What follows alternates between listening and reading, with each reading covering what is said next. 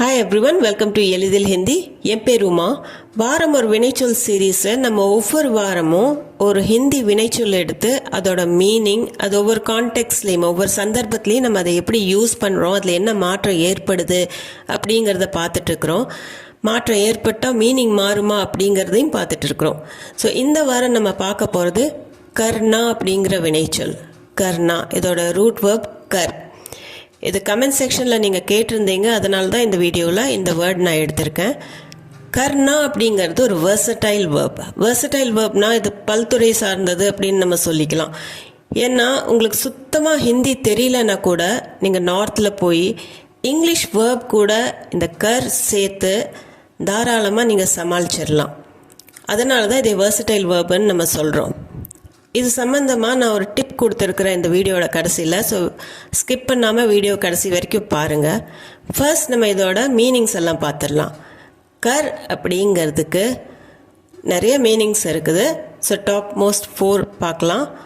செய்வது அப்படிங்கிறது முதல்ல வருது. செய்வது அப்படின்னா கர்னா அப்படின்னா செய்வது அப்படிங்கிறது, அது ஒரு மீனிங். இது வினைச்சொல்லாக நம்ம யூஸ் பண்ணுவோம். ரெண்டாவதாக 2 பணிகள் 2 செயல்களை இணைக்கிறதுக்காக இந்த கருங்கிற வினைச்சொல்லை யூஸ் பண்ணுறது உண்டு. ஸோ இது அந்த சமயத்தில் அது வினைச்சொல்லாக யூஸ் ஆகாது, அது 2 செயல்களை இணைக்கிறதுக்காக யூஸ் பண்ணுவோம். மூணாவது பார்த்திங்கன்னா கருங்கிறது நம்ம தமிழில் எப்படி கரம் அப்படின்னு கையை சொல்கிறோமோ அதே மாதிரி அர்த்தத்துலேயும் இது பெயர் சொல்லாக யூஸ் பண்ணுவோம். உடலின் ஒரு பகுதி கை. நாலாவதாக பார்த்தீங்கன்னா மீனிங் பார்த்தீங்கன்னா வரி வருவாய், அதாவது டேக்ஸ் ரெவென்யூ, அதுக்கும் கர் அப்படிங்கிற வேர்டை நம்ம யூஸ் பண்ணுறது உண்டு. அது பெயர் சொல்லாக இருக்கும். ஸோ வருவாய் அப்படிங்கும்போது வரி அப்படிங்கிறது டேக்ஸ்னா இப்போ இன்கம் டேக்ஸ் அப்படின்னா ஆயக்கர் அப்படிம்பாங்க. ஆயனா இன்கம், ஆயக்கர் அப்படின்னா இன்கம் டேக்ஸ். ஆனால் நம்ம இது 3rd and 4th பெயர் சொல்லாக யூஸ் பண்ணுறத நம்ம இந்த வீடியோவில் பார்க்க போகிறதில்ல. வினைச்சொல்லாக யூஸ் பண்ணுறதை மட்டும் 1st and 2nd மட்டும்தான் இந்த வீடியோவில் பார்க்க போகிறோம். இப்போ கருங்கருக்கு கான்ஜுகேஷன்ஸ் பார்த்தீங்கன்னா கருங்கிறது ரூட் வேர்ப்.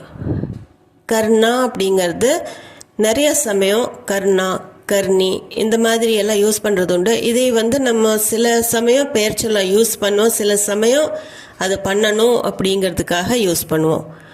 கரோ அப்படின்னா செய் அப்படிங்கிற அர்த்தம். ஸோ இது ஒரு கட்டளையாக நம்ம யூஸ் பண்ணுறது, ஒரு கமாண்ட் பண்ணுறதுக்காக பண்ணு செய் அப்படின்னு சொல்கிறதுக்கு கரோ. அதே மரியாதையாக சொல்லணும் அப்படின்னா கரியே அப்படின்னு சொல்லுவோம். ஆனால் கரியேங்கிறத விட கீஜியே அப்படிங்கிறது அந்த மாற்றம், நீங்கள் சின்ன மாற்றம் இருக்குது, அதை நோட் பண்ணிக்கோங்க. கரியேக்கு பதிலாக கீஜியே அப்படின்னு யூஸ் பண்ணுவாங்க. கர்த்தா கர்த்தி, தா தீ வரும்போது ஒரு பழக்கத்தை சொல்லும்போதோ ஒரு ருட்டீன் சொல்லும்போதோ நம்ம யூஸ் பண்ணுவோம். கர்த்தேங்கிறது பன்மைக்கும் மரியாதையாக யூஸ் பண்ணுறதுக்கும் பண்ணுவோம்.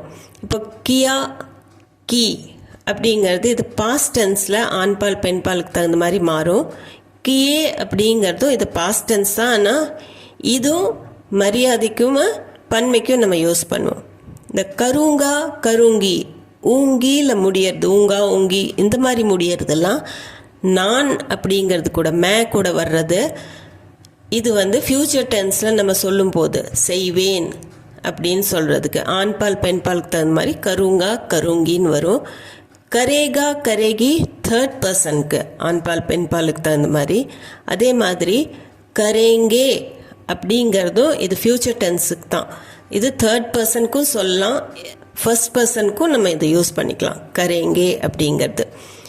ஸோ இந்த கான்ஜுகேஷன்ஸில் தான் நம்ம இதை பார்க்க போகிறோம் இந்த வீடியோவில். கருங்கிறது செயலுக்கு. இப்போ இது சென்டென்சஸ் மூலமாக பார்த்தீங்கன்னா உங்களுக்கு இன்னும் கொஞ்சம் ஈஸியாக புரியும். வேலை செய் அப்படிங்கிறதுக்கு காம் கரோ. ரொம்ப சிம்பிளான ஒரு சென்டென்ஸ்.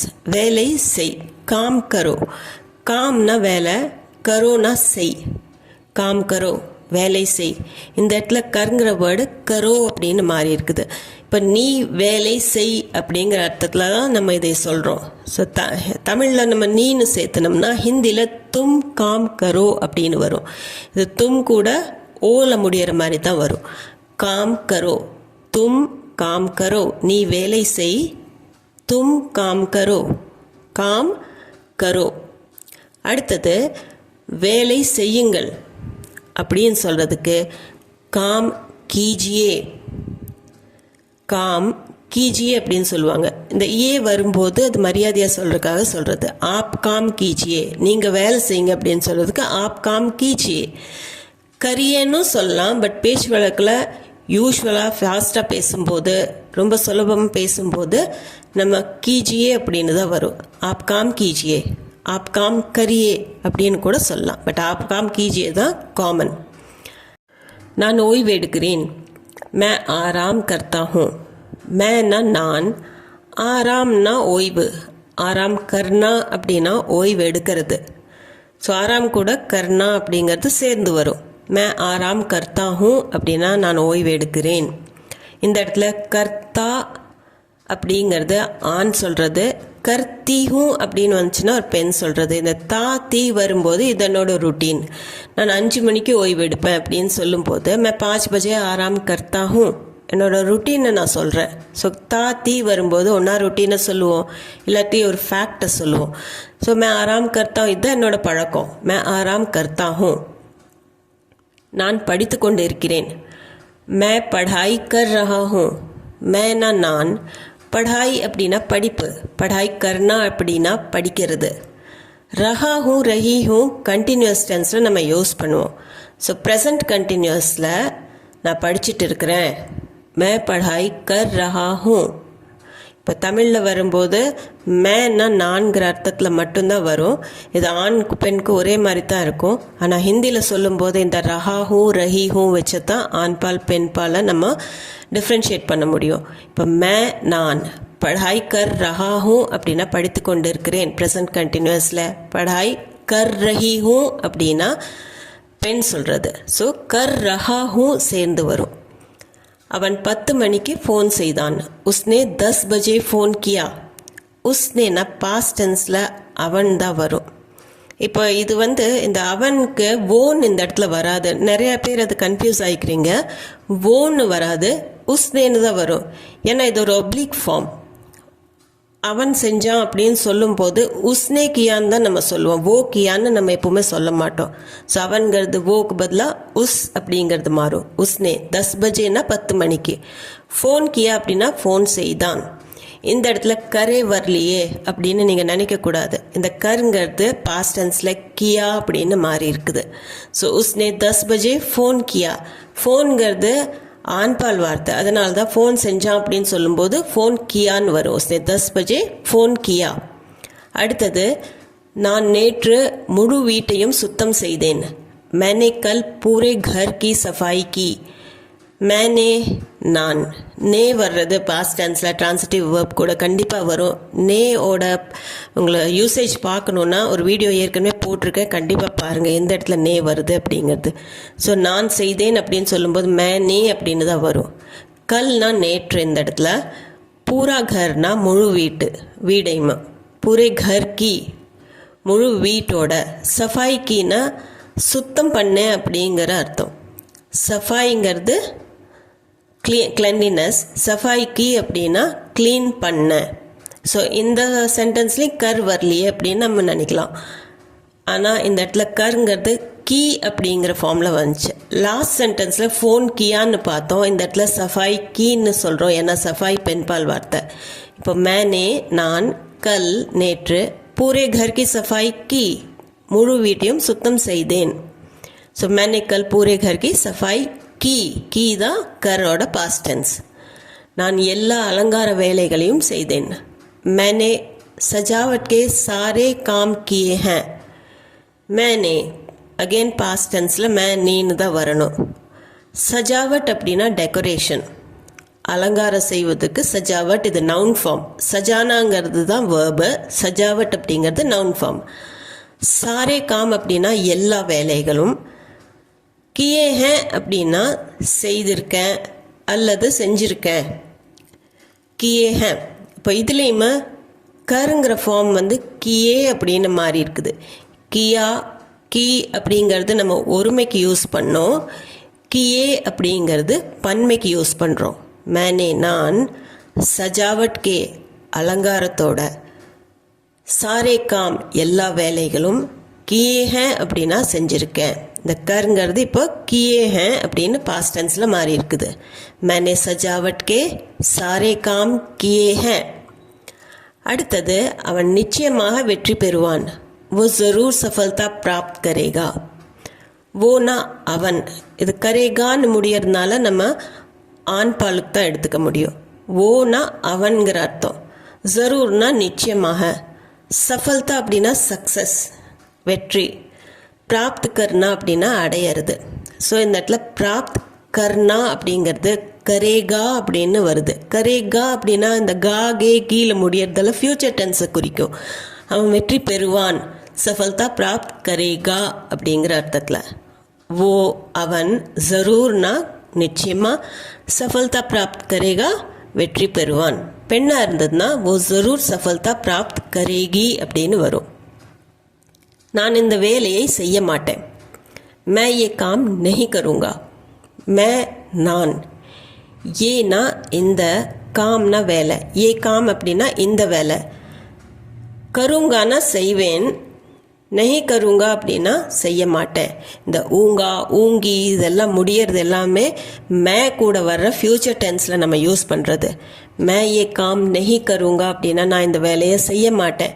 இப்போது இந்த இடத்துல கருங்கிற வேர்டு கருங்கான்னு வருது. மே கூட ஃப்யூச்சர் டென்ஸில் கருங்கா, இது ஆண் சொல்லும்போது மே ஏ காம் நெஹி கருங்கா, நான் இந்த வேலையை செய்ய மாட்டேன். பெண் சொல்லணும்னா மே ஏ காம் நெஹி கருங்கி அப்படின்னு வரும். அடுத்தது, நீங்கள் எனக்கு உதவி செய்வீர்களா? क्या आप मेरी मदद करेंगे? क्याங்கிறது ஒரு கேள்வி வேர்டு தான், அது क्वेश्चन வேர்டு. அது இல்லாமல் கூட நம்ம கேள்வி டோனில் கேட்கலாம். आप मेरी मदद करेंगे? ஆப்னா நீங்கள், மேரி மதத்னா இந்த இடத்துல வந்து மேரி மதத்னு தான் வரும், எனக்குன்னு வராது, முஜேன்னு வராது. எனக்கு அப்படிங்கிறதுக்கு நம்ம முஜேன்னு நம்ம டிரான்ஸ்லேட் பண்ணிக்கலாம். பட் இந்த இடத்துல மதத் கேட்கும்போது மேரி மதத் அப்படின்னா எனக்கு உதவி அப்படிங்கிற அர்த்தம் தான் அது. மேரி மதத் கரேங்கே அப்படின்னா செய்வீங்களா. ஸோ இந்த இடத்துல கர் அப்படிங்கிறது கரேங்கேன்னு நீங்கள் நோட் பண்ணியிருப்பீங்க. ஏன்னா இந்த இடத்துல கரேங்கே வந்து மரியாதையாக நம்ம கேட்குறோம் ஆப் கூட. क्या आप मेरी मदद करेंगे? கரேங்கே இல்லாமல் பேச்சு வழக்கில் क्या आप मेरी मदद करोगे அப்படின்னு கூட கேட்குறது உண்டு. ஸோ क्या आप मेरी मदद करेंगे அப்படிங்கிறது கிராமட்டிக்கலி கரெக்டு. அப்படியே சொல்லலாம் क्या आप मेरी मदद करोगेன்னு சொல்லலாம். அவள் திருமணம் செய்து கொண்டாள். உஸ்னே ஷாதி கர்லி. உஸ்னே அகெயின் இந்த நே வர்றது பாஸ்ட் டென்ஸில் வரும். உஸ்னே அவள், ஷாதினா திருமணம் கல்யாணம், கர்லி அப்படின்னா செய்து கொண்டாள். இந்த இடத்துல கருங்கிற வேர்டை நம்ம அப்படியே வச்சுருக்குறோம். கர் லீ அப்படின்னா செய்து கொண்டாள். ஸோ ஷாதிங்கிறது பெண் பால், அதனால லீல முடியுது. ஆண் பால் வார்த்தையாக இருந்ததுன்னா கர்லியான்னு வரும். கர்தியா, கர்லியா இது எல்லாமே அந்த ஃபார்மில் யூஸ் பண்ணலாம். இந்த இடத்துல உஸ்னே ஷாதி கர்லி. நெக்ஸ்ட் நம்ம பார்க்க போகிறது, இந்த கருங்கிற வேர்டு ரெண்டு வினைச்சொல்லை இணைக்கிறதுக்காகவும் நம்ம யூஸ் பண்ணுவோம். இப்போ ரெண்டு வினைச்சொல் இருக்குது, ஒரு செயலை செஞ்சுட்டு இன்னொரு செயல் செய் அப்படின்னு சொல்கிறதுக்கு, அந்த செஞ்சுட்டு அப்படின்னு சொல்கிறதுக்கு கர் அப்படிங்கிறத நடுவில் நம்ம யூஸ் பண்ணுவோம். அது எப்படிங்கிறது சென்டென்ஸ் மூலமாக பாருங்கள். சாப்பிட்ட பிறகு செல், खाना खाकर जाओ. खाना खाना அப்படின்னா சாப்பிட்றது. இப்போ சும்மா சாப்பிட்றதுக்கும் நம்ம ஹிந்தியில் பேசும்போது खाना खाना அப்படின்னு தான் சொல்லுவாங்க. खानाங்கிறது ஃபர்ஸ்ட் खाना வந்து சாப்பாடு, ரெண்டாவது खा வந்து வினைச்சொல். खा कर அப்படின்னா சாப்பிட்ட பிறகு, அதை செஞ்சுட்டு. ஜாவோன்னா செல், போ. இப்போ இந்த ரெண்டு வினைச்சொல் இருக்குது. खाना சாப்பிட்றது ஒன்று, இன்னொன்று போங்கிறது. அப்போ அதை முடிச்சுட்டு போ அப்படின்னு சொல்லும்போது खाना खा कर जाओ, இந்த கரை நம்ம யூஸ் பண்ணியிருக்கிறோம். அடுத்தது, அங்கு சென்று பார். வஹா ஜாக்கர் தேக்கோ. வஹானா அங்கே, ஜானானா போகிறது, ஜாக்கர் அப்படின்னா போய், தேக்கோ பார். வஹா ஜாக்கர் தேக்கோ, வஹா ஜாக்கர் தேக்கோ. இதில் ரெண்டு வினைச்சொல் என்னென்னா, ஒன்று போகிறது ஜானா, இன்னொன்று தேக்னா பார்க்கறது. ஸோ அங்கே போய் பார். ஸோ எது முதல்ல செய்யணும்னா ஜானாங்கிறது. அந்த ஜானா கூட அப்புறம் நீங்கள் கர் சேர்த்திங்கன்னா முதல்ல போகிறது அப்புறம் பார்க்கறது. ஸோ எந்த வினைச்சொல் முதல் வருதோ அது கூட கர் வரும். வஹா ஜாக்கர் தேக்கோ அல்லது வஹா ஜாக்கே தேக்கோ. சாம்பாரை ருசித்து பார்த்து சொல். சாம்பார் சக் கர் பத்தாவோ. சாம்பார் சக்னா அப்படின்னா டேஸ்ட் பார்க்கறது, ருசி பார்க்கறது. ஸோ கொஞ்சமாக எடுத்து நம்ம டேஸ்ட் பார்ப்போம், அதையே சக்னான்னு சொல்லுவோம். பத்தாவோன்னா சொல்லு. இப்போ சாம்பார் செஞ்சுருக்கிறேன், சக்கர் பத்தாவோ, டேஸ்ட் பார்த்து சொல்லு அப்படின்னு சொல்கிறோம் இல்லையா. ஸோ அதுக்கு தான் இந்த சாம்பார் சக் கர் பத்தாவோ. சாம்பார் முதல்ல டேஸ்ட் பாரு, அதுக்கப்புறம் சொல்லு எப்படி இருக்குதுன்னு. சாம்பார் சக் கர் பத்தாவோ. ஸோ முதல்ல என்ன செயல் வருதோ அது கூட தான் இந்த கர் வரும். இந்த இடத்துல இது அதை செஞ்சுட்டு சொல்லு அப்படின்னு சொல்கிற மாதிரி வரும். சாம்பார் சக் கர் பத்தாவோ. அடுத்தது, அவன் எப்போதும் வீட்டு பாடம் செய்த பிறகு தூங்குவான். वो हमेशा होमवर्क करके सोता है. वो அவன். ஹமேஷா அப்படின்னா எப்போதும். ஹோம்ஒர்க் வீட்டு பாடம். ஹோம்ஒர்க் கர்னா அப்படின்னா வீட்டு பாடம் செய்யறது, ஹோம்ஒர்க் பண்ணுறதுக்கு ஹோம்ஒர்க் கர்னா. கர்கே சோத்தா ஹே, சோனானா தூங்கிறது. இப்போ ஹோம்ஒர்க் கர்னாங்கிறது ஒரு செயல், சோனா அப்படிங்கிறது தூங்கிறது ஒரு செயல் தான். ஸோ ரெண்டு செயலை இணைக்கிறதுக்கு நம்ம கர் யூஸ் பண்ணணும். ஆனால் இங்கே நீங்கள் பார்த்தீங்கன்னா ஹோம்ஒர்க் கர்னாங்கிறதே ஒரு செயல். ஹோம்ஒர்க் கர் கர் சோத்தா ஹே அப்படின்னு வரணும். ஆனால் ரெண்டு கரும் சேர்த்து நம்ம ஸ்போக்கன் ஹிந்தியில் பேசும்போது ரெண்டு கர் சேர்த்து கர் கர் அப்படின்னு வராது, கர் கே அப்படின்னு வரும். ஓ ஹமேஷா ஹோம்ஒர்க் கர் கே சோத்தா ஹே அப்படின்னு தான் வரும்.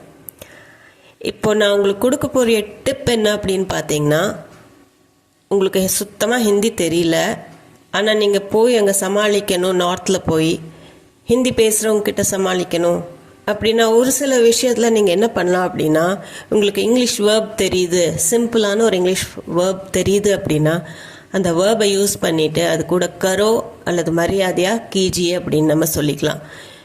இப்போது வண்டி ஓட்டு அப்படின்னு நம்ம சொல்கிறோம், அதுக்கு காடி சலாவ் அப்படின்னு தான் ஹிந்தியில் வரும். பட் அந்த காடி சலானாங்கிற வார்த்தை வரல அப்படின்னா ட்ரைவ் கரோ அப்படின்னு நம்ம சொல்லிக்கலாம். ட்ரைவ் கூட கரோ, இங்கிலீஷ் வேர்ட் தான் ட்ரைவு, அது கூட கரோ. ஸோ வினைச்சொல் நீங்கள் யூஸ் பண்ணிவிட்டு, இங்கிலீஷ் வினைச்சொல் வேர்பை யூஸ் பண்ணிவிட்டு அது கூட கரோ அல்லது ட்ரைவ் கீஜியே அப்படின்னு சொல்லலாம். அதே மாதிரி க்ளீன் பண்ணுறதுக்கு க்ளீன் கரோ, சஃபாய் கரோக்கு பதிலாக க்ளீன் கரோ. டிவி ஆன் கரோ, ஃபேன் ஆஃப் கரோ. ஸ்டிச்சிங்னா தைக்கிறது, சிலாய் கரோ அப்படின்னு வரணும், ஆனால் ஸ்டிச் கரோ. ஆக்டிங் கரோ, இதெல்லாம் இங்கிலீஷ் வேர்ட்குள்ளே நம்ம சேர்த்து கரோ சேர்த்து சொல்கிறது. ஸோ இந்த வீடியோ உங்களுக்கு யூஸ்ஃபுல்லாக இருந்திருக்குன்னு நம்புகிறேன். இது சம்மந்தமான டவுட்ஸ், கொஷன்ஸ், உங்கள் ஃபீட்பேக் எதுவாக இருந்தாலும் கமெண்ட் செக்ஷனில் கண்டிப்பாக கமெண்ட் பண்ணி சொல்லுங்கள். அது போக நம்ம சேனலுக்கு நீங்கள் புதுசாக இருந்தீங்கன்னா சேனலை மறக்காமல் சப்ஸ்கிரைப் பட்டன் அமைத்தி சப்ஸ்கிரைப் பண்ணிக்கோங்க.